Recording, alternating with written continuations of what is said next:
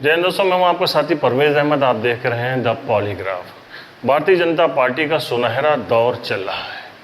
आज local body के MLC चुनाव का जो रिजल्ट आया है उसमें भारतीय जनता पार्टी के अंगद कुमार सिंह ने जोरदार जीत दर्ज करते हुए सपा के राजेश यादव राजू को पटखनी दे दी है। चारों खाने चित कर दिया है। राजेश यादव राजू बुरी तरीके से चुनाव हार गए हैं। हालांकि कहा जाता है कि ये सत्ता धन बल का चुनाव है, लेकिन ये बातें सब पर लागू होती हैं जो पहले हो चुके हैं या जो हुए हैं। ये कोई नई बात नहीं है। अगर बात करते हैं शुरुआत की 1952 से, जब इसकी शुरुआत हुई थी तो उस वक्त क्या होता था कि डिस्ट्रिक्ट मजिस्ट्रेट जो होते थे वो बैलेट पेपर भिजवा देते थे नगर पालिका और जो है नगर पंचायतों में, और जो अध्यक्ष होते थे उनके पास, और उसके बाद वो लोग मोहर लगा के ये वापस करते थे। और क्योंकि दौर चल रहा था उस वक्त कांग्रेस पार्टी का, तो कांग्रेस के लोग आसानी से चुनाव जीत जाते थे। कहा जाता था कि सतप्रेमी जी भी पहले एमएलसी सबसे पहले बनाए गए थे, लेकिन कुछ वक्त के बाद उनकी डेथ हो गई थी। और ये बहुत पुराने दौर की बात है। फिर उसके बाद से जब आम तौर पे चुनाव होने लगे तो फिर जो पार्टी होती थी उसका हमेशा दबदबा कायम रहता था। पहले 3 जिलों को मिला के बाराबंकी, सुल्तानपुर और प्रतापगढ़, 3 जिलों को मिलाकर जो है 2 एमएलसी का चुनाव होता था और उस पर हमेशा दबदबा कायम रहता था। ज़्यादातर सुल्तानपुर का दबदबा कायम रहा। कई साल तक वो प्रत्याशी जीते जो वहाँ उस साइड के रहने वाले थे। इस मिथ को तोड़ा सबसे पहले कांग्रेस पार्टी की दिग्गज लीडर थी मोहसिना किदवाई साहबा ने। सबसे पहले उन्होंने जीत दर्ज की लोकल बॉडी के चुनाव में। उसके बाद पुत्तू लाल वर्मा, उन्होंने भी जो है चुनाव जीता, उनका हुआ। उसके बाद से जो है इमरजेंसी लग जाती है। इमरजेंसी के बाद लंबे समय तक चुनाव नहीं होता था। 1989 में जब मुलायम सिंह की गवर्नमेंट आती है उत्तर प्रदेश में, उस वक्त बाराबंकी के कद्दावर लीडर बेनी प्रसाद वर्मा का दौर चलता है और वो इसको सिंगल सीट करवा ले जाते हैं। बाराबंकी का सबसे पहले उन्होंने अपने बहुत जिनसे कमिटमेंट कर रखा था, गयासुद्दीन किदवाई साहब उस वक्त के बहुत सीनियर लीडर थे और बहुत ही ज़बरदस्त प्रतिष्ठित वकील थे, वो उनको लड़वाते हैं जो है गयासुद्दीन किदवाई साहब को, और ज़ोरदार जीत हासिल होती है। अगला एमएलसी का जब चुनाव आता है तो उस वक्त तक गया साहब के रिश्तों में खटास पैदा हो जाती है और वो समाजवादी पार्टी छोड़ के बहुजन समाज पार्टी का रुख कर लेते हैं।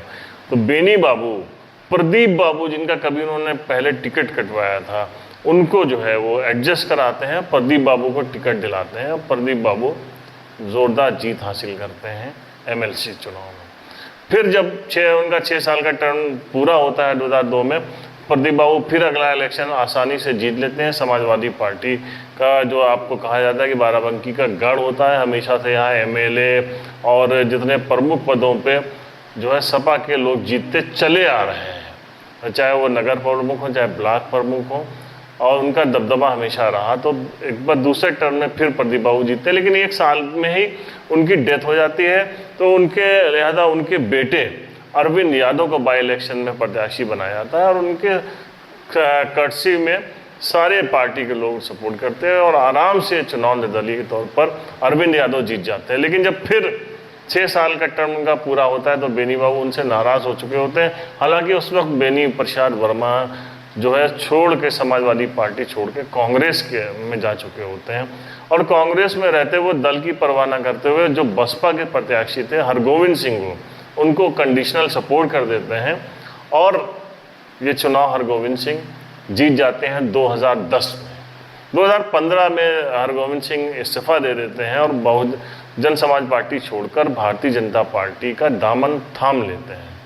लेकिन 2016 का जो चुनाव था वो चुनाव समाजवादी पार्टी का दबदबा था। बाराबंकी की 6 सीटें इस वक्त समाजवादी पार्टी के पास थी। अरविंद कुमार सिंह गोप उनका नेतृत्व कर रहे थे। उनके नेतृत्व में चुनाव होता है जब एमएलसी का 2016 का, तो उसमें राजेश यादव राजू एक नया नवयुवक थे। वो उनको संबंध उनके रहते हैं राष्ट्रीय अध्यक्ष से अखिलेश यादव से, उसको उनका फ़ायदा मिलता है, उनको यहाँ का प्रत्याशी बनाया जाता है और राजेश यादव राजू बहुत आसानी के साथ ये चुनाव जीत जाते हैं। उस चुनाव में ध्यान रखिए कि एक बहुत दिग्गज नेता थे बाराबंकी, किसानों के नेता थे मुकेश सिंह, वो भी चुनाव लड़ रहे थे, लेकिन सत्ता के आगे किसी की नहीं चलती और राजेश यादव राजू आसानी से चुनाव जीतते हैं। अब जब 2022 का चुनाव आया, 22 में तस्वीर बदल चुकी थी। मोदी युग चल रहा है इस वक्त, केंद्र से लेकर उत्तर प्रदेश तक भारतीय जनता पार्टी का दबदबा है, जलजला है भारतीय जनता पार्टी का।